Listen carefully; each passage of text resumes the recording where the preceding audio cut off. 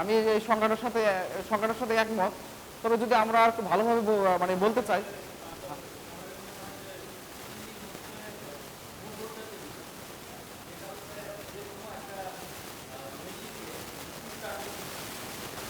হ্যাঁ স্যারেরটা মোটামুটি অনেক কাছাকাছি। আমি যদি কেউ আর একটু বলতেন আর কেউ।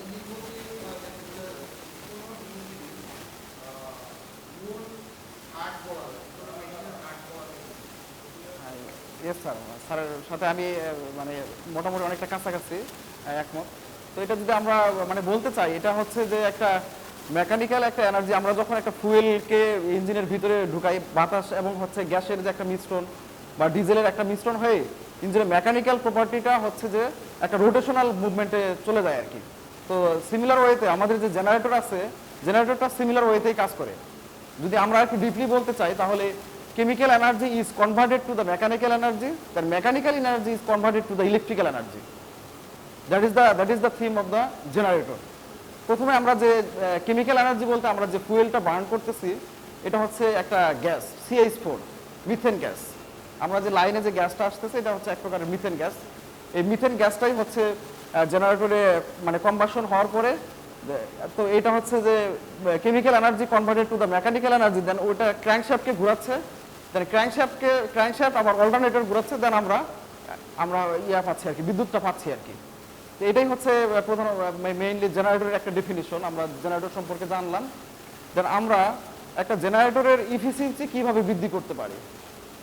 কিছুক্ষণ আগে স্যার আলোচনা করছিল, উনি মেইনটেনেন্স সম্পর্কে কিছু কথা বলছিল, যে আমরা যদি জেনারেটরের মানে যে একটা শিডিউল ওয়েতে যে একটা মেইনটেনেন্স আছে, সেই মেইনটেনেন্সটা যদি আমরা ঠিকভাবে করতে পারি, এর প্রত্যেকটা সিস্টেমকে যদি আমরা ভালোভাবে অপারেট করতে পারি, তাহলে আমরা জেনারেটরের ইফিসিয়েন্সি বৃদ্ধি করতে পারবো।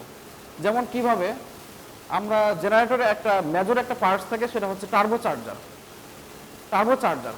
এই টার্বো চার্জারটা অনেক সময় মানে নষ্ট হয়ে যাওয়ার কারণ হচ্ছে যে যদি জেনারেটর রুমে যদি অতিরিক্ত ধুলাবালি বা ডাস্ট এরকম কোনো কন্টামিনেশন দেখা যায়, সেটা যদি এয়ার ফিল্টার দিয়ে টার্বো চার্জারে গিয়ে প্রবেশ করে, তখন সেটার সাথে একটা অবস্ট্রাকলস তৈরি হয়।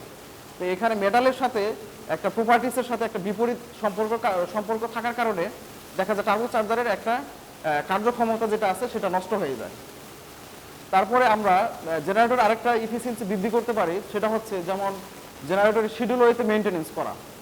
যেমন আমাদের হচ্ছে যে 3000 ঘন্টা পরে হচ্ছে আমরা ট্যাপেট ক্লিয়ারেন্স করব। যদি আমরা ঠিকভাবে ট্যাপেট ক্লিয়ারেন্সটা করতে না পারি, সেক্ষেত্রে দেখা যাবে যে এয়ার এবং ফুয়েলের মানে রেশিওটা ঠিক থাকবে না। তখন জেনারেটরে একটা ব্যাড সাউন্ড আসবে এবং এই একটা ক্ষতিকারক একটা অবস্থায় চলে যেতে পারে। টার্বো চার্জার ক্ষতিগ্রস্ত হতে পারে বা আরও আদার্স অনেক ক্ষতিগ্রস্তর মধ্যে আমরা পড়তে পারি। তারপর আরেকটা জিনিস যদি আমরা মানে বলতে চাই, সেটা হচ্ছে যেমন লুব অয়েল সিস্টেম। জেনারেটর অনেকগুলি সিস্টেম আছে, যেমন আমরা বলতে গেলে এয়ার ইনটেকিং সিস্টেম আছে, লুব্রিকেশন সিস্টেম আছে। তার মধ্যে লুব্রিকেশন সিস্টেমের মধ্যে যেহেতু আমরা লুব অয়েল ব্যবহার করি, সেক্ষেত্রে লুব অয়েলটা চেঞ্জ করার একটা শিডিউল একটা টাইম আছে। এই শিডিউল টাইমের মধ্যে যদি আমরা লুব অয়েলটা চেঞ্জ না করি,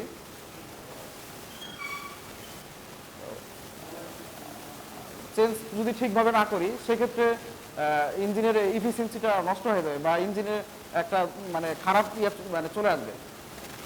তো তো আমি যে মানে আলোচনাটা করলাম, এই ক্ষেত্রে যদি মানে কোনো প্রশ্ন থাকে আর কি, আপনার যদি কোনো প্রশ্ন থাকে, জেনারেটর সম্পর্কে যদি কোনো প্রশ্ন থাকে করতে পারেন।